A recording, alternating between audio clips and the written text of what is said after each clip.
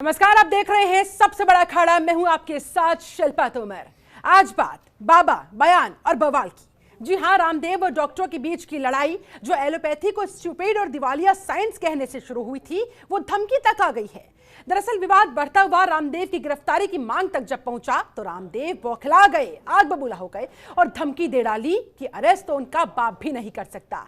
जिसके बाद इस बयान ने पूरे विवाद में आग में घी का काम कर दिया है। जरा ये रिपोर्ट देखिए, फिर करते हैं इस पर चर्चा की शुरुआत।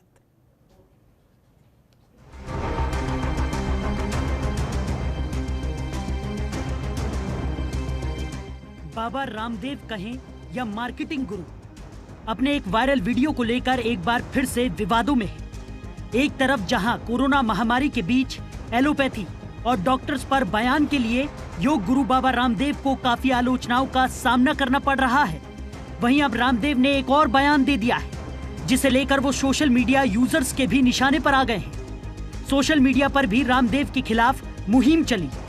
सोशल मीडिया यूजर्स ने रामदेव की गिरफ्तारी की मांग करते हुए हजारों की संख्या में पोस्ट लिखे हैं। वहीं इस पर बाबा रामदेव ने कहा कि अरेस्ट तो उनका बाप भी नहीं कर सकता। रामदेव के इस बयान के बाद वो लगातार ट्रोल हो रहे हैं। कुछ यूजर्स ने रामदेव के इस वीडियो पर केंद्र सरकार को भी ट्रोल कर दिया। कई यूजर्स ने लिखा कि बीजेपी और प्रधानमंत्री से नजदीकी के कारण ही स्वामी रामदेव इस तरह की बयानबाजी कर रहे हैं। बता दें, बाबा रामदेव पिछले कई दिनों से विवादों में घिरे हुए हैं। इंडियन मेडिकल एसोसिएशन ने रामदेव के खिलाफ मोर्चा खोल रखा है। आईएमए ने पतंजलि के संस्थापक रामदेव के खिलाफ एफआईआर दर्ज कराने की मांग की है। कुछ जगहों पर डॉक्टर्स ने रामदेव और पतंजलि के खिलाफ विरोध प्रदर्शन भी किया है। वहीं सोशल मीडिया वीडियोस को लेकर बाबा रामदेव ने कहा कि वो कुछ लोग जो कभी सोशल मीडिया में रामदेव की गिरफ्तारी का ट्रेंड चलाते हैं तो कभी रामदेव ठग है ऐसा चलाते हैं। चलाने दीजिए, अब ये गुण हम भी सीख गए हैं और जो हम लोग ट्रेंड चलाते हैं वो सबसे ऊपर ही लेता है। दूसरी ओर केंद्रीय स्वास्थ्य मंत्री हर्षवर्धन ने भी रामदेव को इस तरह के बयानों से बचने की नसीहत दी है। बहरहाल बाबा रामदेव और डॉक्टरों के बीच की जुबानी जंग लगातार तेज होती जा रही है और अब तो बाबा रामदेव ट्रोलर्स के निशाने पर भी आ गए हैं। वहीं एक और Indian medical association Baba Ramdev पर कार्रवाई की मांग कर रहा है। दूसरी ओर रामदेव के मुताबिक वो भी दो हाथ करने के लिए तैयार हैं। यानी कानून को ठेंगा दिखा रहे रामदेव अब खुद को कानून से भी ऊपर समझने लगे हैं। ब्यूरो रिपोर्ट, जनतंत्र टीवी।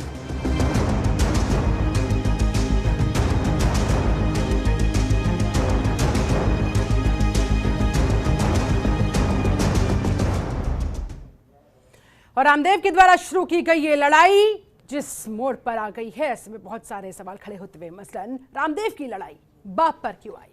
जी हां, बहुत बड़ा सवाल। जिस तरह से उन्होंने धमकी भरे लहजे में कहा है अरेस्ट करने को लेकर कि किसी के बाप में दम नहीं उन्हें अरेस्ट करने को लेकर। कोरोना संकट काल, खतरे में जान, रामदेव का ये कैसा बयान? जी हां, कोरोना में जान पर खेल रहे डॉक्टर्स का आखिर क्यों हुआ अपमान? एलोपैथ आयुर्वेद की इस लड़ाई में डॉक्टरों के अपमान की बात जो सामने आई, इसके बाद सवाल खड़ा होता है कि इस लड़ाई में डॉक्टरों के अपमान की बात क्यों कही गई? किस घमंड में चूर है आखिरकार बाबा रामदेव?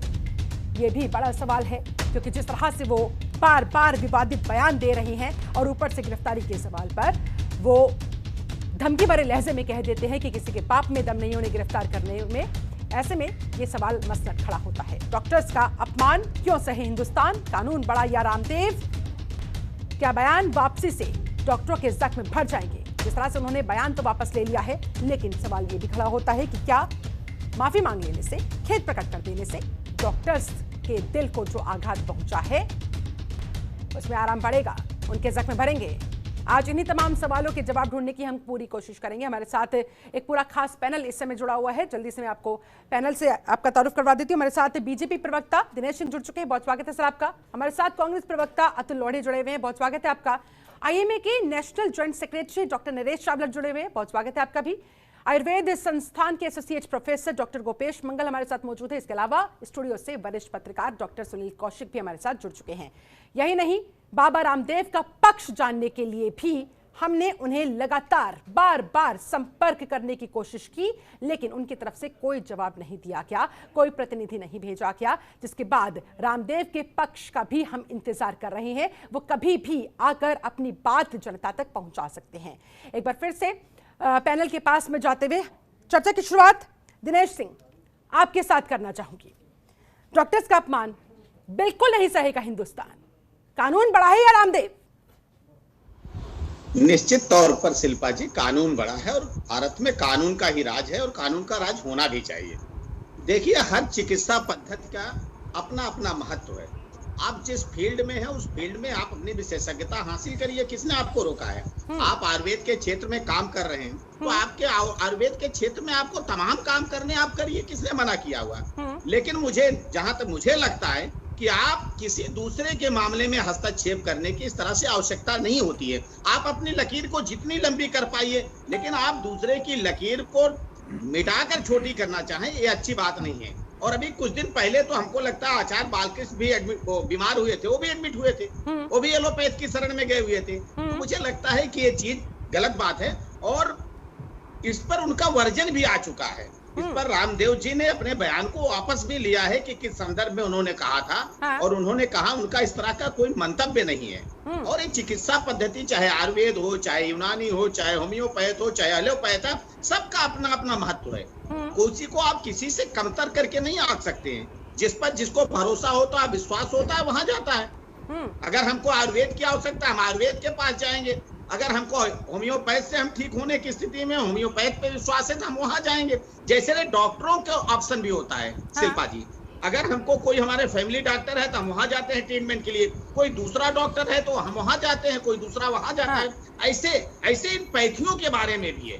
किसी को एलोपैथ पर विश्वास है, किसी को आयुर्वेद पर विश्वास है, किसी को होम्योपैथ पर विश्वास है। लेकिन ये कहना कि ये पैथ गड़बड़ है और ये पैथ सही है, मुझे लगता है ठीक बात नहीं है। और आपका जो मूल सवाल है, मैं पुनः कहना चाहता हूं कि कानून का राज है और कानून का राज ही रहेगा भारत। लेकिन फिर इस तरह के विवादित बयान देने की उनमें हिम्मत कहां से आ जाती है? चलिए ठीक है, मैं लौटूंगी आपके पास। हमारे साथ डॉक्टर नरेश चावला भी जुड़े हुए हैं, आईएमए के नेशनल ज्वाइंट सेक्रेटरी हैं। डॉक्टर नरेश चावला, रामदेव ने बयान दिया, उसके बाद खेद प्रकट करते हुए माफी मांग ली, लेकिन क्या ये माफी काफी है? जो डॉक्टर्स के दिल पर आघात पहुंचा है, क्या उसे जस्टिफाई किया जा सकता है? मैं दोबारा बता दूं, रामदेव की पहचान हमारे देश में आज से चंद साल पहले एक योगा गुरु के रूप में इस्तेमाल हुई थी और उन्होंने योगा में बहुत नाम कमाया है हिंदुस्तान में भी और पूरी दुनिया में उन्होंने योगा पॉपुलर बनाया था। उसके बाद आज से चंद साल पहले उन्होंने एक कमर्शियल हाउस पतंजलि के नाम से स्टार्ट किया था, जिसमें वो कुछ भी बेचते थे, चाहे वो परचून के आइटम बेचते थे या नूडल्स बेचते थे या कुछ भी करते थे, उससे भी हमारा कोई ताल्लुक नहीं था। लेकिन हमें पता चला था कुछ समय पहले वो कुछ आयुर्वेदिक प्रोडक्ट्स को भी मार्केटिंग करते थे। आज से कुछ महीने पहले उन्होंने कोरोनिल नाम की एक दवाई की थी, तब भी इंडियन मेडिकल एसोसिएशन ने ऑब्जेक्शन की थी कि कोई ऐसी दवाई ना दी जाए जिसका कोई अभी रिसर्च पूरा ना हुआ हो। उसके लिए कई ट्रायल्स होते हैं जिसको हमारी जुबान में placebo multi centric randomised trial कहे जाते हैं, जिसमें उसकी दवा की गुणवत्ता देखी जाती है। हमारी मॉडर्न मेडिकल सिस्टम में कोई भी दवाई, चाहे कोई वैक्सीन हो, बिना ट्रायल्स के मार्केट में नहीं आ सकती। जब आज से 6-8 महीने पहले भी क्योंकि लाला रामदेव जी की कुछ पॉपुलैरिटी है योगा की वजह से, तो उनकी एक फैन फॉलोइंग है, उसका लाभ उठाते हुए ये ड्रग रिलीज कर भी दी गई और उसमें क्लेम कर दिया गया कि ये 7 दिन में कोविड-19 को ठीक कर देगी, जो कि बिल्कुल ही गलत है। तब हमने ऑब्जेक्शन की थी, उसको भी हम शांत हो गए। लेकिन आज के 7 दिन पहले उन्होंने अपने एक बयान में बोला कि एलोपैथी एक स्टूपिड दिवालिया साइंस है, इनको नहीं मालूम कि इनको कौन सी दवाई देनी है। कभी ये कहते हैं क्लोरोक्विन देनी है, कभी कहते हैं आइवरमेक्टिन देनी है, कभी कहते हैं प्लाज्मा थेरेपी देनी है। तो मैं ये बताना चाहता हूँ कि हमारे फील्ड में कोई भी जो भी मेडिकल वो है पद्धति है, वो इवॉल्व होती रहती है, अपने आप को बदलती रहती है, सीखती रहती है। तो उसके तहत हमारे ट्रायल्स होते रहते हैं। वो ट्रायल्स हमें आईसी हमारे देश में करता है, WHO बाहर से कोऑर्डिनेट करता है और दूसरे देशों से हम सीखते हैं कि कौन क्या कर रहा है, कितना क्या फायदा हो रहा है, तो उस हिसाब से हम बदलते रहते हैं। ये जो इनका जो ये बयान था, ये ना केवल एक एलोपैथी या मॉडर्न मेडिकल सिस्टम के डॉक्टर्स के लिए बहुत ही निंदाजनक और आपत्तिजनक बयान था, बल्कि ये आम लोगों को ये कहना, इसलिए हम बार बार सवाल खड़े कर रहे हैं डॉक्टर साहब कि आखिरकार एलोपैथ और रामदेव की इस लड़ाई में डॉक्टर्स को अपमानित क्यों किया जा रहा है। जी सर बोलिए। मुझे थोड़ा सा कंप्लीट करने दीजिएगा। इसलिए कि इससे उन्होंने कितने लोगों को चोट पहुंचाई है।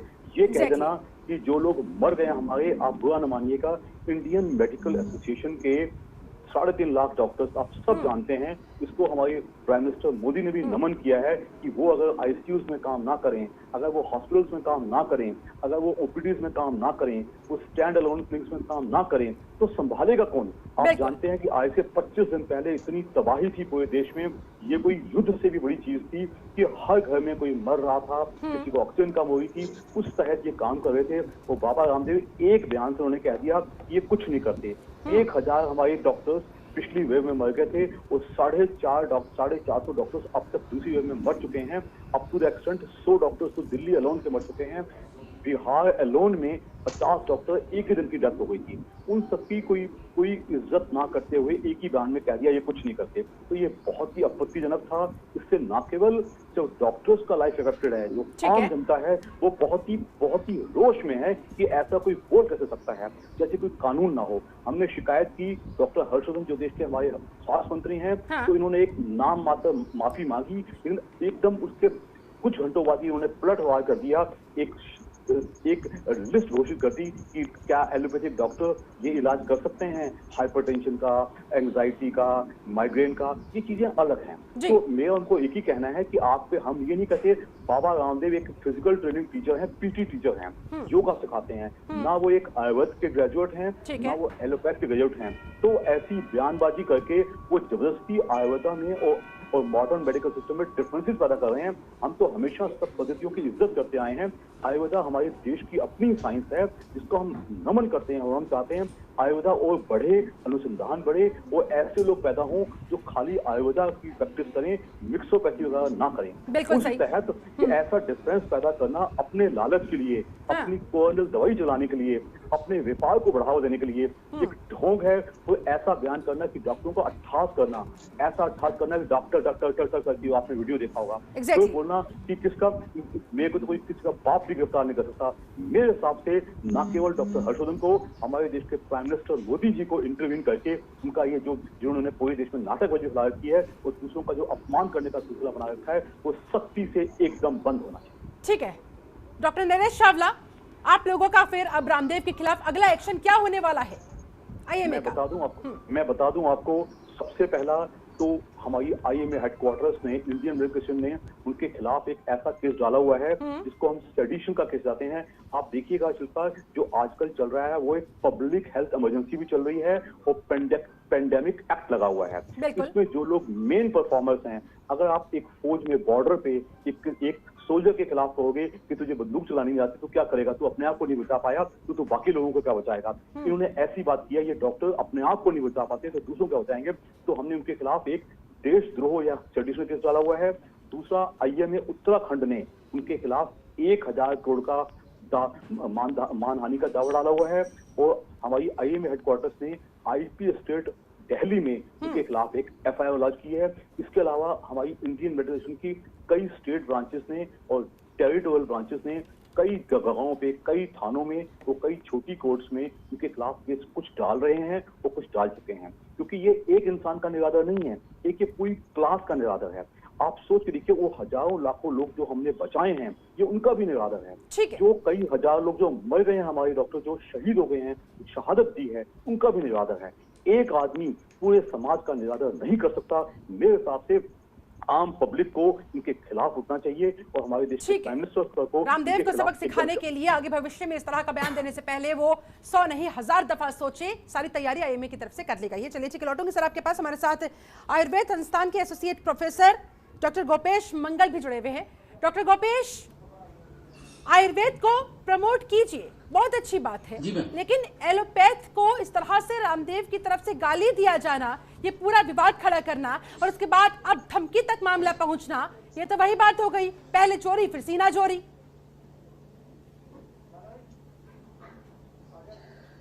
मैम ये उनका खुद का एक निजी बयान है, इसका आयुर्वेद से डायरेक्टली कोई लेना देना नहीं है कि आयुर्वेद के लोगों ने इस तरह का कोई बयान दिया हो। और आयुर्वेद और एलोपैथी दोनों ऐसा नहीं है कि कोई दुश्मन हो, दोनों की अपनी एक लिमिटेशंस है और हमारी भी कुछ स्ट्रेंथ है, उनकी भी कुछ स्ट्रेंथ है, उनकी भी कुछ वीकनेस है, हमारी भी कुछ वीकनेस है। तो दोनों मिलके ही साथ ही काम करते हैं। और अभी भी जैसे भी इस कोरोना काल में सेम पूरा आयुष जितने भी डॉक्टर्स हैं वो एलोपैथी डॉक्टर्स के साथ कंधे से कंधा मिला के काम कर रहे हैं। तो ये कहना कि केवल कोई एक ही पैथी वर्क कर रही है, अभी भी ऐसा नहीं है। और दूसरी जो भी आयुर्वेद है पूरी research based evidence based science है, जिसमें हमारे पास हर चीज का प्रूफ है। और जो मॉडर्न साइंस जैसा एविडेंस चाहती है, जो भी आरसीटीज और जो भी क्लिनिकल ट्रायल चाहती है, वो ऑलमोस्ट हम हमारे इंस्टीट्यूट में क्लिनिकल ट्रायल्स ये सारी उसी पैरामीटर्स पे होती है और ऑलमोस्ट हर बार सिद्ध भी हुआ है। और रिसेंटली अभी national institute of Ayurveda Covid centre में भी कन्वर्ट हुआ है। तो हमारे यहाँ वही एलोपैथी डॉक्टर्स भी हैं, अगर कोई क्रिटिकल केसेस होते हैं तो उनके ऑब्जर्वेशन में होती है। तो हम दोनों साइंस मिलके ही, अभी तो यही काल है कि इस वक्त ये सोचना कि केवल आयुर्वेद महान है या एलोपैथी महान है, ये इस वक्त का डिबेट का विषय ही नहीं होना चाहिए। इस वक्त तो हमें कैसे न कैसे अभी हम हमारे समाज को कैसे इस कोरोना से मुक्त कराए, ये हमारा प्राइम टारगेट है। और अभी अगर दोनों मिलके साथ काम करेंगे तो शायद हम बहुत जल्दी इस पे पार पा पाएंगे। और देखा भी हमने कि जो फर्स्ट वेव थी उसमें जब जिन्होंने आयुर्वेदिक ली तो वो आप ये मानिए कि वो जब नेक्स्ट स्टेज में जाने से भी बच सकते हैं। अगर वो माइल्ड है या मॉडरेट है या मॉडरेट से सीवियर जाने में वो इजीली बच सकते हैं। तो मेरा ये कहना है कि कहीं भी दोनों में कोई आपस में कोई कंट्रोवर्सी नहीं है इस तरीके की, और दोनों की अपनी एक स्ट्रेंथ है। तो यही जी। चलिए ठीक है, अतुल जी आपको क्या लगता है, बाबा रामदेव आखिरकार ऐसे किस घमंड में चूर है? उन्हें किसी से कोई डर ही नहीं लगता? अरेस्ट करने की बात पर भी वो इस तरह से जवाब देते हैं कि मानो ना जाने किस ताकत का उनके पीछे सपोर्ट है।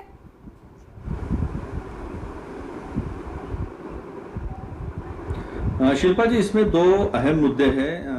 मैं थोड़ा इस डिबेट को आगे लेके जाना चाहूंगा। इसमें सबसे अहम बात यह है कि बाबा रामदेव जी को मानने वाले बहुत लोग हैं, और जो उन्होंने कोरोना लाई, सवाल आयुर्वेद अच्छा है या एलोपैथी अच्छा है इसका नहीं है, इसका सवाल किसने उठाया नहीं है। सवाल यह है कि रामदेव बाबा जिस तरह के क्लेम कर रहे, तो क्या जो अभी मंगल साहब बता रहे थे वो सारे उन्होंने क्लिनिकल ट्रायल्स लिए हैं, फेज 1 फेज 2 फेज 3, क्या उनको आईसीएमआर की परमिशन मिली है? और ऐसे में अगर उनको मानने वाला इतना बड़ा जो समुदाय है इस देश का, वो अगर अपनी जान बचाने के लिए एलोपैथी के पास जाने के बजाय या साइंटिफिकली आयुर्वेदा में जो कुछ उसमें उपाय बताए होंगे उसके तरफ जाने के बजाय अगर कोरोना में रहता है तो 8 से 12वें दिन में तो आदमी मर जाता है। तो उन्होंने जो उनको मानते हैं उनके जान का खतरा बढ़ा दिया है, उनको भी धोखे में डाल दिया। ये पहली बात। दूसरी बात यह है कि अगर रामदेव बाबा को ऐसा लगता है कि वो कानून के ऊपर है, तो ऐसी परिस्थितियां निर्माण क्यों हुई इस देश में? इस देश में 6-7 साल से एक जो हमारी इंस्टीट्यूशनल डेमोक्रेसी, हमारी डेमोक्रेसी केवल इधर संसद में और विधानसभा में नहीं बसती है, वो बसती है जो हमारे अलग अलग इंस्टीट्यूशंस है, न्यायालय है, हमारे कोर्ट्स है, हमारा कैग है, हमारा आरबीआई, ऐसे संस्थाओं ने इस लोकतंत्र को एक मजबूती प्रदान की है। तो उसको सबवर्ट किया गया है, और इन लोगों को ऐसा लग रहा है कि इसका इस्तेमाल केवल विरोधी पक्षों के लिए है, विपक्ष के लिए है, ये हमारा कुछ बिगाड़ नहीं सकते। और ये लोकतंत्र का ढांचा जो है उसको हिलाने की बात है, और इसका जो एक सैंक्टिटी थी हमारे पास, वो सैंक्टिटी खत्म हो गई है। इसका मीनिंग जो है, जो बिटवीन द लाइंस जो है पॉलिटिकल, वो ये निकल के आती है। नहीं तो आज तक इस देश में न्यायालय का कोई अगर निर्णय आता है या फिर कानून की कोई बात आती है तो हर किसी ने सर झुकाकर इन व्यवस्थाओं के सामने ये कहा है कि हमें आप पे भरोसा है और आप जो कहोगे उसे हम मानेंगे। इस व्यवस्था को तोड़ा गया है, और यहीं से ये आता है कि किसी का बाप मुझे अरेस्ट नहीं कर सकता है। या एलोपैथी जिसने शहादत तो दी है, कई डॉक्टरों ने हर जगह हर स्टेट में दी है, और कई लोगों को जान बचाया है। ये वैक्सीनेशन जो है, ये वैक्सीनेशन ने कई देशों में अपना रोजमर्रा का जीवन जो उसको नॉर्मल किया है। तो आज लोगों के बारे में न सोचते हुए एक खुद में जो अहम आया है, जो अहंकार आया है, उसका प्रदर्शन भी रामदेव जी ने किया है, जो उन्हें शोभा देता नहीं है। जो पेड़ से, जो फल से लदा हुआ पेड़ होता है ना, झुका हुआ होता है विनम्रता से। ये विनम्रता शायद उनको बाबा रामदेव से उनका लाला रामदेव तक का जो सफर है, उस सफर के वजह से, और जो सत्ता के पास में उन्हें जो एक्सेस है, उस एक्सेस के वजह से आया है, और वो सत्ता का घमंड इनमें भी आया है। ये सारा प्रतीत करता है। लेकिन एक कंसर्न मेरा जो है यही है कि उनको मानने वाले लोगों की भी जान उन्होंने ऐसा करते हुए खतरे में डाल दी। चलिए ठीक है, डॉक्टर सुनील कौशिक, आपका विश्लेषण इस पूरे विवाद को लेकर क्या आंकता है?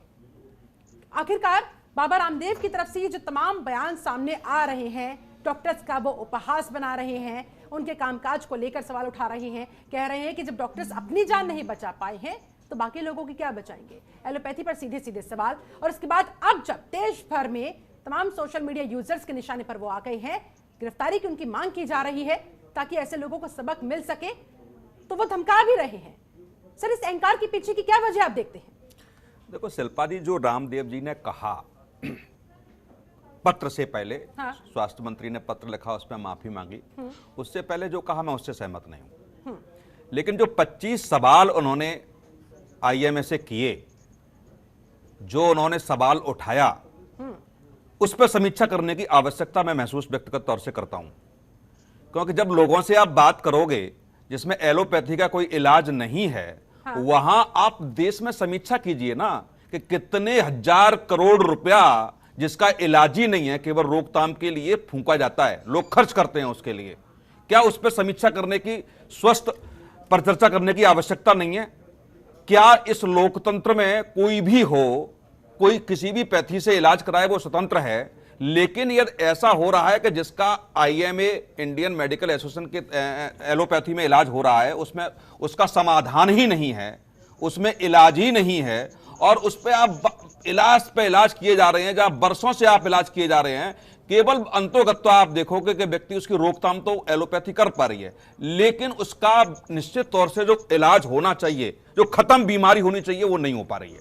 और यदि आयुर्वेद में ऐसा व्यवस्था है तो मुझे लगता है कि एलोपैथी को भी आगे आके उसका स्वागत करना चाहिए, कहना चाहिए, अपने मरीजों को, अपने देशवासियों को राय भी देनी चाहिए कि ये यहां इलाज नहीं है लेकिन इलाज करते हैं। क्योंकि मैं इसका खुद स्वयं भुक्तभोगी हूं। मैं थोड़ा 30 सेकंड में लूंगा। हाँ। मुझे बीपी की बीमारी हुई और दिल्ली एनसीआर के सबसे टॉप डॉक्टर पे मैं गया और उन्होंने मुझे बीपी की दवा लिख दी। मैंने कहा डॉक्टर साहब ये क्या? बोला जिंदगी भर खानी पड़ेगी आपको ये, तो अब तो शुरू हो गई। लेकिन मैंने और डॉक्टर से किया, आज मैं बिना दवा के रह रहा हूं। तो आप ये बताइए, कोई भी, मैं तो हूं कोई भी नागरिक, इस देश का नागरिक, यदि एलोपैथी में जाता है तो उसका इलाज नहीं है ईमानदारी से, तो उसको राय तो दे सकते हैं ना आप कि आप आयुर्वेद में जाइए। और दूसरी बात, 25 सवाल पूछे, ससम्मान तरीके से आईएमओ को सामने आके देश की जनता को बताना चाहिए कि आप सवाल खड़ा कर रहे हैं। आपकी बात जायज है, इस बात को स्वीकार किया जा सकता है, लेकिन आयुर्वेद और एलोपैथ की इस लड़ाई के बीच डॉक्टर्स का अपमान क्यों हो? नहीं, मैं उस पर माफी मांग ली, मैं उससे सहमत नहीं हूं, बिल्कुल मैं बिल्कुल सहमत नहीं हूं। देश का कोई भी नागरिक उससे सहमत नहीं होगा। लेकिन मैं उन 25 सवालों पे मैं सवाल कर रहा हूं, क्या आईएमओ को बड़ा दिल करके ईमानदारी से मीडिया के सामने आना चाहिए, देश की जनता के सामने आना चाहिए कि इनका सवाल का जवाब हम दे रहे हैं। यदि कोई भी सवाल उठा है तो उसका समाधान एफआईआर थोड़ा ही है, अपमान थोड़ा ही हो सकता है। क्या विपक्ष में बैठे हुए राजनीतिक दल आज सत्ता पे सवाल नहीं उठा रहे? क्या सवाल नहीं उठा रहे तो क्या सबके खिलाफ मुकदमे दर्ज हो जाएंगे? क्या कांग्रेस जिस समय सत्ता में थी, बीजेपी ने सवाल नहीं उठाए क्या? तो क्या सब एफआईआर होकर जेल भेज दिए गए क्या? उनका जवाब देना आपका उत्तरदायित्व बनता है। और ये जनता में जो है इस तरीके के, जो चीजों का इलाज एलोपैथी नहीं कर पा रही है, वह जनता के सामने आकर के कहे कि साहब इनका इलाज नहीं है या इनका इलाज है तो ये है। यदि किसी एक व्यक्ति ने सवाल उठाए हैं तो ये आईएमए का दायित्व बनता है, ये जनता के बीच बात है। मुझे आप मीडिया में आएगी बात निकल के और हर चीज का समाधान कोर्ट करेगा। क्या रामदेव ने कुछ कहा? मैं एक सवाल, बाबा रामदेव, देश भर के डॉक्टर्स इस समय कोरोना के संकट काल में किस तरह से दिन रात एक करके जी जान से जुटे हुए हैं, मरीजों को बचाने की कोशिश कर रहे हैं, उन डॉक्टर्स के मनोबल पर किस तरह का असर होगा? क्या बाबा रामदेव ने एक बार भी नहीं सोचा होगा? क्या फर्क पड़ेगा इसमें? क्या सवाल हम लोग मीडिया में बैठे हुए हैं या समीक्षा कर रहे हैं, हमारे मीडिया के लोग कोरोना की वजह से नहीं मरे क्या? तो हमने छोड़ दिया क्या? या हमारे ऊपर सवाल उठते हैं तो क्या हम इसको बहुत बुरा मानते हैं क्या? तो इसमें कौन सी बुरा मानने वाली बात है? इसमें कौन सा मनोबल नीचे हो जाने की वाली बात है? ऐसा कौन सा समुदाय है, ऐसा कौन सा समुदाय है जिस कोरोना काल में उसने अपने व्यक्तियों को नहीं खोया? आवश्यकता क्या थी लेकिन नीचा दिखाने की, किस तरह से आवश्यकता? मैं फिर कह रहा हूं शिल्पा, मैं इस बात से बिल्कुल सहमत नहीं हूं जो बाबा रामदेव ने कहा। लेकिन मैं आगे की जो लड़ाई है, जो आज हम लोग बहस कर रहे हैं, वो गलत ट्रैक पे हम लोग जा रहे हैं। डॉक्टर नरेश शाह जवाब देना चाह रहे हैं, डॉक्टर नरेश शाह जवाब देना चाह रहे हैं। फिलहाल मुझे माफी के साथ आप सबको रोकना होगा, एक छोटे से ब्रेक के लिए मुझे यहाँ पर रुकना पड़ेगा, लेकिन ब्रेक के बाद लौटेंगे तो सबसे पहले डॉक्टर नरेश शावला के पास जाएंगे, उनसे जवाब लेने की कोशिश करेंगे। इसके अलावा बाबा रामदेव की कुर्सी अब भी खाली पड़ी हुई है। बाबा रामदेव का पक्ष जानने के लिए अब भी हम लगातार उन्हें संपर्क साधने की कोशिश कर रहे हैं, लेकिन उनकी तरफ से कोई जवाब नहीं दिया जा रहा है। क्या डर गए बाबा रामदेव? कानून से बड़ा अपने आप को खुद समझते हैं। जितनी हिम्मत के साथ उन्होंने वो बयान दे दिया था, अब जरा उतनी ही हिम्मत दिखाकर इन सारे सवालों का जवाब देने के लिए भी वो सामने आ जाए। हम लगातार इंतजार कर रहे हैं कि बाबा रामदेव की तरफ से उनका जो भी पक्ष हो वो जनता तक पहुंचना चाहिए, लेकिन बाबा रामदेव फिलहाल सामने आने के लिए तैयार नहीं है। ना ही उनकी तरफ से कोई प्रतिनिधि ऐसा भेजा गया जो उनकी बात यहां रख सके, जनता तक पहुंचा सके। डॉक्टर नरेश चावला, ब्रेक पर जाने से पहले आप जवाब देना चाह रहे थे डॉक्टर सुनील कौशिक की बात का, जल्दी से सर। सबसे पहले तो मैं अपने जो आयुर्वेदिक के प्रोफेसर साहब बैठे हैं उनको बहुत ही नमन करना पसंद करूंगा। उन्होंने बहुत ही ईमानदारी से एक बहुत अच्छा जवाब दिया है और बहुत ही पसंदीदा जवाब दिया है। इसमें कोई शक नहीं है कि आयुर्वेदा की अपनी खासियतें हैं और मॉडर्न मेडिकल सिस्टम की अपनी खासियतें हैं। दोनों में कहीं ना कहीं कुछ होता होगा, कमियां, वो अलग है। प्लस मैं उनसे इतना ही आग्रह करूंगा कि आयुर्वेदा हमारे देश का एक बहुत ही एंशियंट, टोटली इंडिजिनस, एक जो कि हमारे देश का पैदा हुआ एक साइंस है। हम चाहेंगे उसमें और अनुसंधान हुए और ज्यादा से ज्यादा लोग इसका फायदा भी उठावें और आयुर्वेदा और मॉडर्न मेडिकल सिस्टम दोनों मिलकर काम करें। बस हम इतना ही कहेंगे, जो पिछले कुछ टाइम से हम जो दोबारा प्रोटेस्ट करते रहे हैं मिक्सोपैथी, यानी कि वो ना की जाए। आयुर्वेदा वाले अपने ही सिस्टम में रहें, हम अपने ही सिस्टम में रहें और दोनों एक ही छत के तले अगर दोनों मिलके देश की जनता को लाभ उठाएंगे तो हमें पूरा विश्वास है कि हमारे देश के देशवासियों का स्वास्थ्य सबसे अच्छा होगा। दूसरा आपने कहा कि डॉक्टर सुनील के बयान पे, तो उनको मैं थोड़ा सा इन्फॉर्म करना पसंद करूंगा कि मॉडर्न मेडिकल सिस्टम के 3 अंग होते हैं, जिसको एक को बोलते हैं प्राइमरी हेल्थ केयर, दूसरे को बोलते हैं सेकेंडरी हेल्थ केयर, तीसरे को बोलते हैं टर्शरी हेल्थ केयर। जो इस टाइम जो हम काम कर रहे हैं मॉडर्न मेडिकल सिस्टम के डॉक्टर्स, वो टर्शरी हेल्थ केयर कर रहे हैं। जो बाबा रामदेव ने एक दिन माफी मांग के, अभी माफी की खत्म भी नहीं हुई थी कि एक ही दिन में उन्होंने उल्टा वार करना शुरू कर दिया। क्या मॉडर्न मेडिकल सिस्टम के पास उन्होंने जो दवाइयां, जो मेनली बीमारियां बता दें, मैं डॉक्टर सुनील को बता दूं, उसमें नाम थे हाइपरटेंशन, डायबिटीज, नशा, कोई liver disease, cirrhosis of liver, headache, migraine, ऐसी कई बीमारियां। तो मैं डॉक्टर सुनील को इन्फॉर्म करना पसंद करूंगा, ये सब बीमारियां एक्चुअली बीमारियां नहीं हैं। ये सब बीमारियां जो हमारी जो मॉडर्न लिविंग है, जिसको हम कहते हैं कि जो ये हमारे जो पिछले कुछ समय से, पिछले 8-10 डेकेड से जो हमारी दुनिया नई होती जा रही है, उसके तहत जो हमने देखा है कि जो टोटली शहरीकरण हो गया है, या मॉडर्न जो लिविंग की जो साइड इफेक्ट्स हैं, ये स्ट्रेसेस हैं। फॉर एग्जांपल, वो अपना इमेज लेट मी कंप्लीट, जो वो कह रहे थे कि मैं ब्लड डॉक्टर के पास गया, तो हम किसी भी मरीज को जब हम देखते हैं, चाहे हाइपरटेंशन, चाहे ब्लड प्रेशर, चाहे हेडेक, चाहे एंग्जाइटी, चाहे माइग्रेन, सबसे पहला जो सुझाव होता है वो एक ही होता है, उसका नाम होता है चेंज इन लाइफस्टाइल।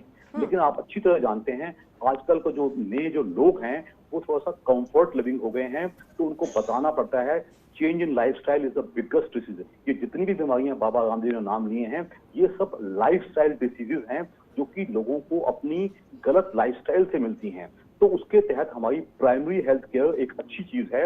और जहां तक उन्होंने कहा जवाब नहीं दिया, तो जवाब का जवाब एक ही है कि पूरा एक अच्छा जवाब इंडियन मेडिकल एसोसिएशन तैयार कर रही है, लेकिन उनको पहले बताना, इस टाइम पे इस मुद्दे को छेड़ना तो एक ऐसी वाली बात हो जाएगी कि हमें बॉर्डर पे गोली चलानी पड़ रही है और वो कह रहे हैं जी आप ये गोली बनाते कैसे हैं। तो ये गलत समय है इसके लिए, दूसरे को परेशान करने वाली बात है। उस मुद्दे पे जहां तक डॉक्टर सुनील ने कहा कि हम उनका जवाब जरूर दें, तो हम कहेंगे हम जरूर देंगे और हम इंतजार रहेगा, कर्तव्यबद्ध हैं, हम अवश्य देंगे। लेकिन उसकी वजह से ये मत सोचा जाए कि एलोपैथिक डॉक्टर्स उनको नेग्लेक्ट कर रहे हैं या इग्नोर कर रहे हैं। हम आयुर्वेद का सम्मान करते हैं। तैयारी के साथ जवाब देने की आप लोगों की बाबा रामदेव ना बाबा रामदेव क्विक रिएक्शन, उसके बाद फिर दिनेश। बिल्कुल डॉक्टर नरेश जी की बात से बिल्कुल मैं 100% सहमत हूं, लेकिन क्या आईएमए अपने डॉक्टरों से अपील करेगी क्या कि लाइफ स्टाइल की वजह से ये बीमारी होती हैं तो हमारे पास इलाज नहीं है, आप आयुर्वेद के पास जाइए, आप हमसे इलाज मत कराइए। और दूसरी बात, आप उसका रेशियो निकाल के देखिए कि जिन 4, 5, 6 बीमारियों की बात हो रही है उसकी मेडिसिन की सप्लाई कितनी है इस देश में। 50,000 करोड़ से ऊपर का उनका सप्लाई होता है। तो आखिर में हमारे देश की जनता को जहां इलाज नहीं है, ये सब डॉक्टर नरेश जी ने बड़ा बड़ा अच्छे मन से स्वीकार किया इस बात को कि हाँ लाइफ स्टाइल की वजह से होता है और लाइफ स्टाइल का आयुर्वेद में है, आप आयुर्वेद में रहिए, योगा करिए। लेकिन मुझे नहीं लगता कि कोई डॉक्टर ये राय देता होगा। वो केवल अपने पेशेंट को वो दवाएं लिखता होगा कि आराम से सालों साल चलती रहे। और मैं इसका खुद भुक्तभोगी हूं, कुछ लोग मेरे साथ के लोग भुक्तभोगी हैं। यदि ये बातें कहते जैसे डॉक्टर नरेश जी ने कहा, मुझे नहीं लगता कि उस डॉक्टर के पास डॉक्टर नरेश कह रहे हैं कि हम तैयारी कर रहे हैं, जवाब सारे प्रिपेयर किए जा रहे हैं, जल्द ही जवाब दे दिए जाएंगे। मैं एक बार फिर से दर्शकों को बता दूं, ये जो एक खाली कुर्सी आप अपने टेलीविजन स्क्रीन पर देख रहे हैं, ये दरअसल बाबा रामदेव के लिए है। बाबा रामदेव के किसी प्रतिनिधि के लिए है जो इस डिबेट में आकर अपना पक्ष रख सके। लेकिन हम बार बार उनसे संपर्क साधने की कोशिश कर रहे हैं, उन्हें फोन कर रहे हैं, उनकी तरफ से कोई जवाब नहीं दिया जा रहा है, कोई प्रतिनिधि नहीं भेजा गया है। और सवाल उनसे बस यही कि अपनी इस लड़ाई में डॉक्टर्स को क्यों घसीटा, डॉक्टर्स को अपमानित क्यों किया, उनके कामकाज का मजाक क्यों बनाया। बस इतना सा सवाल का जवाब वो दे दे, उसी हिम्मत के साथ, जिस हिम्मत के साथ उन्होंने वो बयान दिया, जिस हिम्मत के साथ वो धमका रहे हैं कि किसी के बाप में दम हो तो मुझे अरेस्ट कराकर दिखा दे, उसी हिम्मत के साथ वो सामने आकर इन सारे सवालों के जवाब देने की भी जरा कोशिश करें। एक बार फिर से तमाम खास मेहमान मेरे साथ जुड़े हुए हैं। दिनेश सिंह, आपके पास आते हुए, पहले डॉक्टर्स को ठेंगा दिखाया, अब कानून को ठेंगा दिखा रहे बाबा रामदेव, ऊपर से माफी की जो बात कही जा रही है वो भी ढोंग नजर आ रही है, क्योंकि माफी के तुरंत बाद अगले ही दिन फिर से वो वार पलटवार करते नजर आ गए। नहीं, देखिए, जिस मामले को जितना बढ़ाया जाएगा निश्चित तौर पर उस पर वाद विवाद बढ़ेगा। अगर उन्होंने कोई बात एक कही थी और सरकार ने उनसे स्पष्टीकरण मांगा तो उन्होंने स्पष्टीकरण उसका दिया, तो मामला वही शांत हो जाना चाहिए। अभी मैंने दोनों लोगों को मैं सुन रहा था और कहीं से भी उन्होंने डॉक्टरों के अपमान की बात नहीं है। डॉक्टर तो आयुर्वेद के भी जो क्षेत्र में काम कर रहे हैं वो भी तो डॉक्टर हैं, उनका भी तो कोर्स उतने साल का है।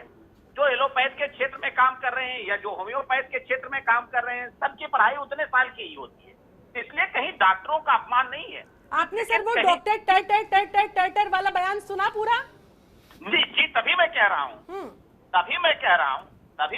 हूँ उनका ये नहीं है। अभी सुनील जी ने कहा, फिर डॉक्टर साहब ने उसका जवाब दिया। देखिए, दो चीजें हैं कि सबकी अपनी, अभी हम तो कई डॉक्टर्स ऐसे भी जानते हैं कि जैसे इसी कोरोना काल में शिल्पा जी, कि आप कोरोना की एलोपैथ की दवा ले रहे हैं, उसके साथ साथ डॉक्टर ये भी सजेस्ट कर देते हैं कि आप काढ़ा भी लेते रहिए। तो क्या ये माना जाएगा कि हम काढ़ा नहीं लेंगे क्या? डॉक्टर भी एलोपैथ के डॉक्टर भी कह देते हैं, तो उसमें कौन सी बात है कि भाई आप साथ आयुर्वेद को भी साथ, जैसे डॉक्टर साहब आयुर्वेद के डॉक्टर साहब कह रहे थे कि हम दोनों लोग साथ साथ काम करते हैं, सिक्के के दो पहलू हैं, हम लोग मिलकर काम करते थे, इसमें कहीं कोई विवाद ही नहीं पैदा होता है। अगर रामदेव जी ने कोई सवाल पूछा है, आईएमए उसका जवाब दे रहा है, तो निश्चित तौर पर आईएमए को जवाब देना चाहिए, और आईएमए का कोई सवाल है तो बाबा रामदेव जी का जवाब देना चाहिए। इसमें कौन सी बड़ी बात है? ठीक है, इसमें कहा डॉक्टर नरेश चावला जवाब देना चाह रहे। डॉक्टर नरेश चावला, दिनेश सिंह का कहना है कि भाई उन्होंने जो बयान दिया उस पर उन्होंने माफी मांगी, तो विवाद यहीं पर शांत हो जाना चाहिए था। ये अपमान की बात तो उन्हें लगी नहीं रही है, क्या कहेंगे सर? देखिए, एक आदमी पूरे हिंदुस्तान के खिलाफ हो जाए, जो इस टाइम जनमत चल रहा है वो ये स्पष्ट चल रहा है। जब ये डॉक्टर जो 1500 डॉक्टर्स अपनी जान दे चुके हैं, क्या आप शिल्पा जी आप ये नहीं जानती? जब मैं या मेरा कोई डॉक्टर जब आईसीयू में काम करता है, उसको नहीं मालूम होता कि आईसीयू में उसको वायरल डोज ज्यादा मिलेगी? आपने मशहूर डॉक्टर के गवाल का नाम सुना होगा, उन्होंने आखिरी दिन तक वो भाषण दे रहे थे, वो लोगों को एक्सपेक्ट कर रहे थे, जबकि उनको कोविड-19 हो चुका था। उसके उस आदमी की इज्जत ना करते उन्होंने कहा कि वो तो ऐसी जो अपनी देखभाल नहीं कर पाए वो दूसरों को क्या बचाएंगे। ये वो कहने वाली बात हो गई कि अगर एक सिपाही बॉर्डर पे एक सोल्जर अपनी जान नहीं बचा पाया तो देश की क्या रक्षा करेगा? तो मैं इस बात से बिल्कुल भी सहमत नहीं हूं कि उनका बयान किस हिसाब से माफी के काबिल है, और उसके बाद वो अभी कल तक भी कह रहे थे किसी के बाप की औकात नहीं है। ऐसा कोई कैसे कह सकता है? इसमें कोई कानून नहीं है क्या? ये बाबा रामदेव जी का ये लड़ाई हमारी आयुर्वेदा को एलोपैथी की बिल्कुल नहीं है। वो सिर्फ उनकी अपना एक अहंकार है कि मैं सबसे ऊंचा हूं, मैं सीधा सच्चा आदमी हूं, मैं सबसे अच्छे इलाज कर लेता हूं। वेयर आयुर्वेदा, मैं खुलेआम कहूंगा, we respect Ayurveda more than any other science. क्यों? और हम भी बार-बार यही सवाल तो उठा रहे हैं कि आखिरकार उन्होंने ऐसा कैसे कह दिया कि किसी के बाप में दम नहीं है मुझे अरेस्ट करने का? आखिरकार उनके मुंह से ये शब्द निकल कैसे गए? और इसीलिए बाबा रामदेव को पक्ष जानने के लिए हमने कुर्सी भी खाली छोड़ी हुई है, ताकि किसी भी समय अगर वो अपनी बात जनता तक पहुंचाना चाहे, इन तमाम सवालों के जवाब देना चाहे, तो हमें ज्वाइन कर सकते हैं। लेकिन उनकी तरफ से ना अब तक कोई जवाब आया, न कोई प्रतिनिधि सामने आया। ठीक है डॉक्टर साहब, लौटूंगी आपके पास। अतुल जी, इतनी हिम्मत, पहले विवादित बयान देते हैं, माफी का ढोंग करते हैं और उसके बाद फिर धमकाना भी शुरू कर देते हैं। कानून का कोई डर उन्हें नहीं है। उन्हें क्या ये लगता है कि वो कुछ भी बोलते रहे, कुछ भी करते रहे, कुछ भी कहते रहे, बच जाएंगे? क्या वजह इसके पीछे आप देखते हैं अतुल जी?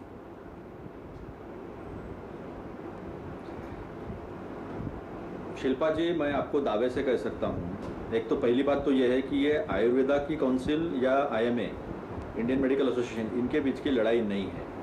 मेरा दावा है, अगर जिस कोरोनिल की दवाई के लॉन्च पर इस देश के डॉक्टर हैं, हमारे स्वास्थ्य मंत्री हर्षवर्धन जी वो थे और नितिन गडकरी जी भी थे, तो क्या उन्होंने परमिशन ली थी?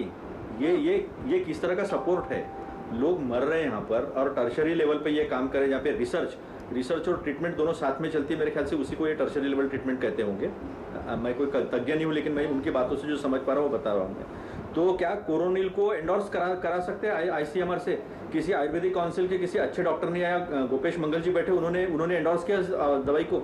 एंडोर्स नहीं किया। बात उसकी नहीं है। बात यह है कि हमारे बीच में ये अहंकार इतना आया कैसे है? तो ये जो सपोर्ट है ना कि कोरोनिल को एंडोर्समेंट नहीं था आईसीएमआर का या डब्ल्यूएचओ का या किसी भी ट्रायल सिस्टम का, जो हमारी एक प्रोसीजर है, वो प्रोसीजर से न जाते हुए, उसके बावजूद अगर देश के स्वास्थ्य मंत्री अगर उसके लॉन्च पे बैठते हैं, तो इसका मतलब वो एंडोर्समेंट है। देश के एक मंत्री भाभी जी का पापड़ का एडवर्टाइजमेंट करते हैं, ये खाओ। और काढ़ा किसी भी डॉक्टर ने और किसी भी काउंसिल ने, मैं डॉक्टर स्पेशली काउंसिल ने, काढ़ा लो ऐसा नहीं कहा गया है। लोगों का अपना एक विश्वास है।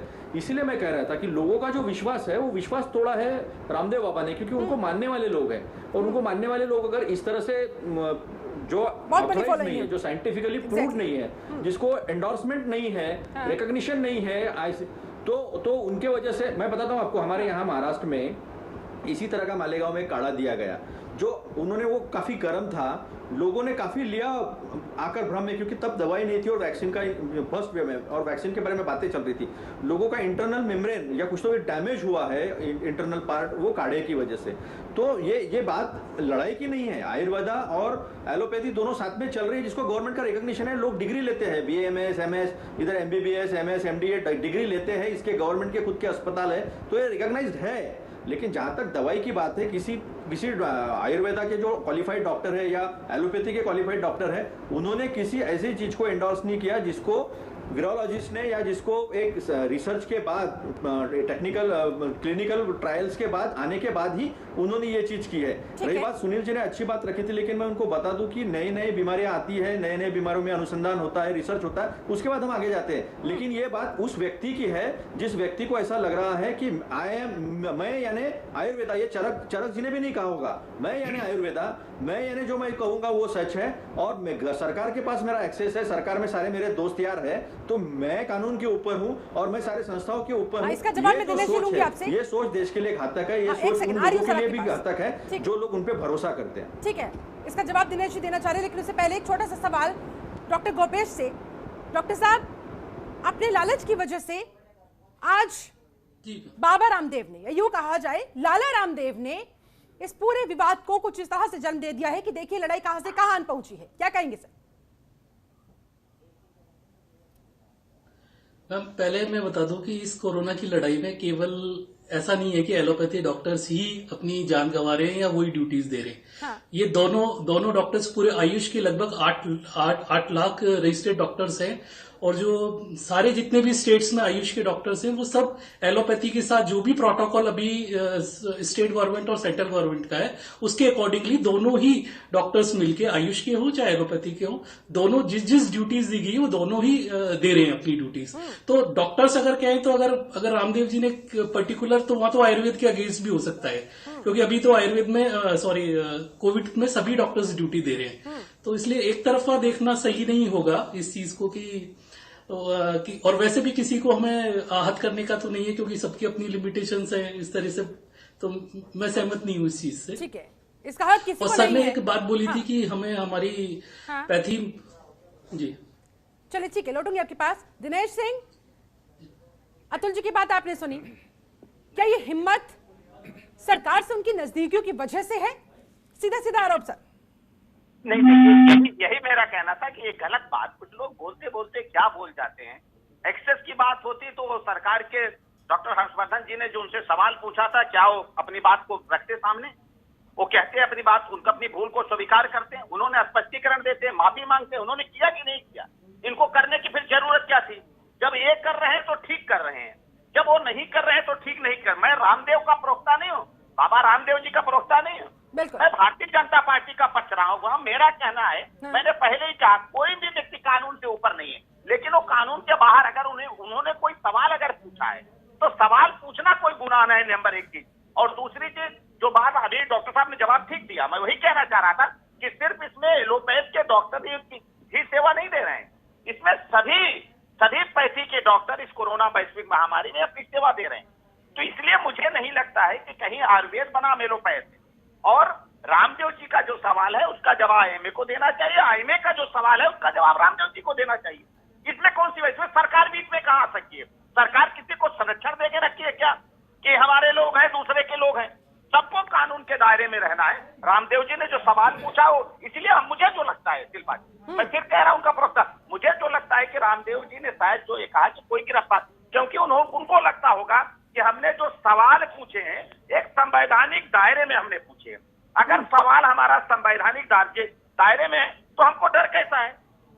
उसमें डर क्या है? अगर हम कोई सवाल शिल्पा जी आपसे पूछ ले, आपसे चैनल से पूछ ले, तो हम डरने लगेंगे क्या? अगर मेरा संवैधानिक दायरा है, हम संविधान से अगर बाहर जाते हैं तो निश्चित हमको डरने की जरूरत है। उन्होंने सवाल पूछा, हमें को जवाब देना है, आईएमए अपनी रिपोर्ट तैयार कर रहा है, कुछ सवाल या जवाब तैयार कर रहा है, उसमें अगर कोई सवाल पर किसी को धमकाना, इस तरह के शब्दों का इस्तेमाल करना, ये भी तो संवैधानिक दायरे में नहीं आता सर? नहीं, देखिए कौन सी ऐसी बात जिसमें मैं नहीं जानता हूं, लेकिन भाजपा की तरफ से उनका कौन सा ऐसा, अगर कोई ऐसा वर्जन है तो कानून देख रहा होगा। इस देश में कानून का राज है, इसमें हमको आपको बहुत चिंतित होने की जरूरत नहीं है। और कोई विवाद भी इस तरह का नहीं है, ये आयुर्वेद और एलोपैथ का कहाँ विवाद है। और एक चीज और शिल्पा जी, मैं सिर्फ क्षमा चाहते हुए कहना चाहता हूँ कि रामदेव जी ने योग के क्षेत्र में उन्होंने मेहनत की, एक उन्होंने स्ट्रक्चर खड़ा किया और योग को पहुंचाने, लोगों तक पहुंचाने में, आम जन तक पहुंचाने में उनका योगदान भी रहा है। ऐसा नहीं कि उनका योगदान नहीं रहा है। आज अगर उन्होंने मार्केटिंग के क्षेत्र में लाला योगदान रहा है, तो बहुत सारे, इस बात को कोई नहीं नकार रहा सर, इस बात को कोई नहीं नकार रहा। दरअसल आपत्ति इस बात पर है कि बाबा रामदेव, जो खुद भी जानते हैं कि कितनी बड़ी उनकी फैन फॉलोइंग है, वो अगर इस तरह का बयान देंगे तो किस हद तक इसका असर पड़ेगा लोगों पर, उनकी सोच पर। डॉक्टर्स के अपमान की जो बात कही जा रही है, आईएमए के तमाम डॉक्टर्स इस पर आपत्ति जता रहे हैं। सर, एक या दो डॉक्टर्स की बात नहीं है यहाँ पर, और वो भी कोरोना के संकट काल में, जब ऐसी क्रिटिकल सिचुएशन डॉक्टर्स के सामने है। डॉक्टर्स पर कहाँ सवाल? डॉक्टर्स हम कह रहे हैं, आयुर्वेद के भी तो डॉक्टर लगे हुए हैं, होम्योपैथ के भी डॉक्टर लगे हुए हैं। उन्होंने कहा एलोपैथी से लाखों लोगों ने अपनी जान गंवा दी, बाकायदा उनका ये स्टेटमेंट है। इसलिए तो एलोपैथिक डॉक्टर्स इस तरह से अब उनके खिलाफ मुहिम में लग गए हैं कि आखिरकार ऐसा उन्होंने कहा क्यों? नहीं, ऐसा नहीं। और उसी बात पर तो उन्होंने स्पष्टीकरण दिया। जब स्पष्टीकरण आ गया तो फिर कौन सा विवाद रह गया, मैं नहीं समझ पा रहा हूँ। ठीक है डॉक्टर, अगर कोई आईएमए का सवाल है तो उनको जवाब देना चाहिए, शिल्पा जी, मैं थोड़ा सा बिल्कुल एलोपैथी वाली यूनियन को, आईएमए को बुरा लगा, और बुरा लगना भी चाहिए। बिल्कुल उन्होंने गलत कहा है, इसमें न देश की सरकार को उनका पक्ष रखना चाहिए, और ये भारत का संविधान है, यदि मुकदमा दर्ज हुआ है तो इस पर कोर्ट निर्णय करेगा। लेकिन तमाम न्यूज चैनल, अखबारों के माध्यमों से खबर आ रही है कि जहां सरकार ने नियम बनाए, कोरोना काल की बात कर लीजिए, तमाम हॉस्पिटल लूट रहे हैं, डॉक्टर लूट रहे हैं, 20-20, 30 लाख के बिल बढ़ रहे हैं। क्या आईएमए ने आकर के अपील की अपने डॉक्टरों से कि सरकार ने जो नियमावली बना रखी है उसके आधार पर आप बिल लीजिए? क्या आईएमए ने केवल यही दिख रहा है कि हमारे साथ क्या हो रहा है, इस देश की जनता के साथ क्या हो रहा है, डॉक्टर्स क्या कर रहे हैं? मैं कह रहा हूं सारे डॉक्टर्स की बात नहीं कर रहा मैं, लेकिन कुछ डॉक्टर कहे कलंक के नाम पर, मैं कलंकित कहूंगा उनको, जो कोरोना काल में जिन्होंने देश को लूटा है, लोगों को लूटा है। और तमाम ऐसे एग्जाम्पल हम लोग मीडिया में हैं कि पहले एडवांस जमा करके पेशेंटों को जो एडमिट कराएंगे हॉस्पिटल में, जिनके पास पैसे नहीं है, उन पेशेंटों को बाहर फेंक दिया गया।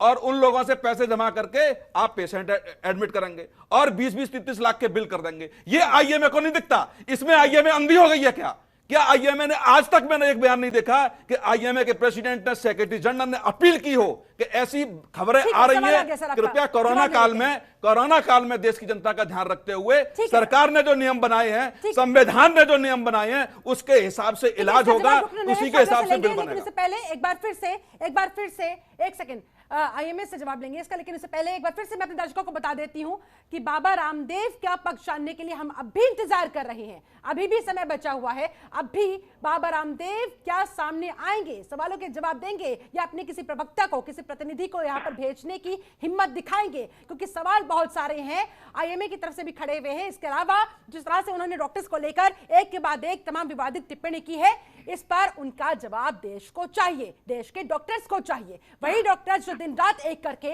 मरीजों की जान बचा रहे हैं, अपनी जान जोखिम में डालकर, उन्हीं डॉक्टर्स को लेकर रामदेव ने ये जो तमाम बयान दिए हैं और उसके बाद गिरफ्तारी के सवाल पर जिस तरह से धमकाते हुए भी नजर आए हैं कि किसी के बाप में दम नहीं है मुझे गिरफ्तार करने को लेकर, आखिरकार उनकी हिम्मत पर सवाल खड़े हो रहे हैं। और ये जो खाली कुर्सी इस समय आप अपने टीवी स्क्रीन पर देख रहे हैं, ये कुर्सी भी ये सारे सवाल उठा रही है और हमें चाहिए इसके जवाब, लेकिन जवाब मिल नहीं पा रहा है क्योंकि बाबा रामदेव की तरफ से कोई जवाब दिया नहीं जा रहा है। चलिए ठीक है, बहुत सारे सवाल यहाँ पर डॉक्टर सुनील कौशिक ने भी उठाए हैं। क्या आईएमए को ये तमाम चीजें दिखाई नहीं देती है जिस तरह से कुछ डॉक्टर्स शोषण भी करते हैं मरीजों का? क्या जवाब होगा डॉक्टर नरेश चावला जल्दी से, उसके बाद मुझे फाइनल कमेंट भी लेने होंगे आप सभी के। मैं दोबारा बता दूं, इसमें कोई शक नहीं है। सबसे पहले मैं डॉक्टर गुपेश को प्रशंसित करूंगा, उन्होंने बिल्कुल स्पष्ट कहा कि आयुर्वेदा का अपना एक रोल है। हमें तो उस दिन के हम इंतजार करेंगे जब आयुर्वेदा पूरी दुनिया की सबसे नंबर 1 संस्थान एक वो बन जाए, पैथी बन जाए, जिसमें हम सब लाभान्वित होंगे और हमारे देश की और पूरी दुनिया के लोग लाभान्वित होंगे। हम चाहते हैं उसमें इंडिपेंडेंट रिसर्च की जाए और खाली प्योर पैथी की जाए, उसको हम अप्रिशिएट करें। कुछ बातें उठी हैं कि मैं बता दूं डॉक्टर सुनील को कि हमारे देश में जो बजटरी हेल्थ एलोकेशन है वो सिर्फ हमारी जीडीपी का सिर्फ 1% है। उससे जो विकसित देश हैं उनमें एलोकेशन ऑलमोस्ट 10 to 15% है। उससे हमारे देश का हेल्थ इंफ्रास्ट्रक्चर बहुत कमजोर है। उसकी वजह से आपको मालूम पता होगा कि बहुत सारे प्राइवेट प्लेयर्स या कॉर्पोरेट प्लेयर्स आ जाते हैं। जो कॉर्पोरेट प्लेयर्स हैं वो बड़ी इन्वेस्टमेंट्स करते हैं। जब वो बड़े इन्वेस्टमेंट्स करते हैं तो वो बड़े मुनाफे की उम्मीद करते हैं। उसमें आईएमए का कोई लेन देन नहीं है, उसमें कोई आईएमए को फायदा नहीं हो रहा। आईएमए के डॉक्टर्स भी वहां मुलाजिम बनके काम करते हैं। आपको पता होना चाहिए इस हमारे रामदेव जी के बयान से सबसे नुकसान क्या हुआ है। आप अच्छी तरह जानते हैं कि किसी भी डॉक्टरी का जो रिजल्ट होता है वो 100% नहीं होता। पूरी दुनिया, हमारी आईएमए के मेंबर्स इस बात से बहुत चिंतित हैं कि हम पे असॉल्ट हो जाते हैं। सर समय की मेरे पास कमी है। फिर क्या रहा ये बाबा रामदेव ने आयुर्वेद के माध्यम से अपना साम्राज्य खड़ा कर लिया और बिजनेस की बात कर रहे हैं। वही डॉक्टर चावला ने स्वीकार कर लिया कि आप केवल बिजनेस करने के लिए आए हैं। आप बड़ा इन्वेस्टमेंट करेंगे, आपको समय की कमी है। 50 लाख रुपए नहीं है वो इलाज कराने के लिए जाएगा। क्या सरकार की गाइडलाइन कोई संविधान नहीं है? सरकार ने चुना और सरकार ने गाइडलाइन बनाई, उस गाइडलाइन का पालन करेंगे। आप यूनियन होने के नाते, मैं ये नहीं कह रहा आपकी सारी बातें माने या न माने, लेकिन यूनियन होने के नाते आपको एक अपील करनी चाहिए थी। अच्छा ठीक है, आखिरी सवाल डॉक्टर नरेश चावला, तमाम मामले आ रहे हैं। डॉक्टर नरेश चावला, आखिरी सवाल, ये विवाद कहां जाकर थमेगा? क्या समाधान इस विवाद का नजर आ रहा है? आखिरी सवाल, 10 सेकंड आपके पास। मैं इतना ही कहूंगा शिल्पा जी की हमारे देश के प्राइम मिनिस्टर जिन्होंने कोरोना वायरस को अप्रिशिएट किया है, उनको इंटरवीन करना चाहिए और इस जो गलत किस्म का एक माहौल पैदा कर दिया गया उसको बंद करने के लिए कहना चाहिए भाई गलत है, ये लोग काम कर रहे हैं कोरोना वायरस की तरह लड़ रहे हैं, इनके काम को अप्रिशिएट किया जाए और ऐसी बयानबाजी नहीं कर सकते। मेरे हिसाब से हर्षवर्धन जी पहले कर चुके हैं और हमारे प्राइम मिनिस्टर, लोकप्रिय प्राइम मिनिस्टर जो कि हमारे लिए फूलों की वर्षा कर चुके हैं, हमारे लिए तालियां बजा चुके हैं, हमारे लिए कोरोना वायरस कह चुके हैं, ये उनका भी उन्होंने निरादर किया रामदेव जी ने, तो ये बहुत जल्द बंद होना चाहिए। चलिए, बहुत बहुत शुक्रिया आप सभी मेहमानों का मेरे साथ इस खास चर्चा में जुड़ने के लिए। मेरे पास समय बस इतना ही था। तो कुल मिलाकर बाबा रामदेव क्या कानून से बड़े हैं? बाबा रामदेव की तरफ से जो तमाम विवादित बयान सामने आ रहे हैं, जिनसे डॉक्टर्स कह रहे हैं कि हमारे कामकाज का उपहास इस तरह से उनकी तरफ से क्यों उड़ाया गया, हमारा मजाक क्यों बनाया गया, एलोपैथी के ऊपर इतने सारे सवाल क्यों खड़े किए गए, आखिरकार अगर लड़ाई आयुर्वेद की और एलोपैथी की है तो फिर डॉक्टर्स को इसमें क्यों घसीटा गया, उन्हें क्यों अपमानित किया गया? इन्हीं तमाम सवालों के जवाब ढूंढने के लिए, प्राप्त करने के लिए हमने बाबा रामदेव का पक्ष जानने के लिए भी पूरा समय इंतजार किया, लेकिन उनकी तरफ से कोई जवाब नहीं आया है। ऐसे में देश की जनता जानना चाहती है कि आखिरकार डॉक्टर्स का अपमान हिंदुस्तान क्यों सहे और कब तक सहे? कब तक बाबा रामदेव इस तरह से विवादित बयान देते रहेंगे और उसके बाद फिर आसानी से बचते रहेंगे?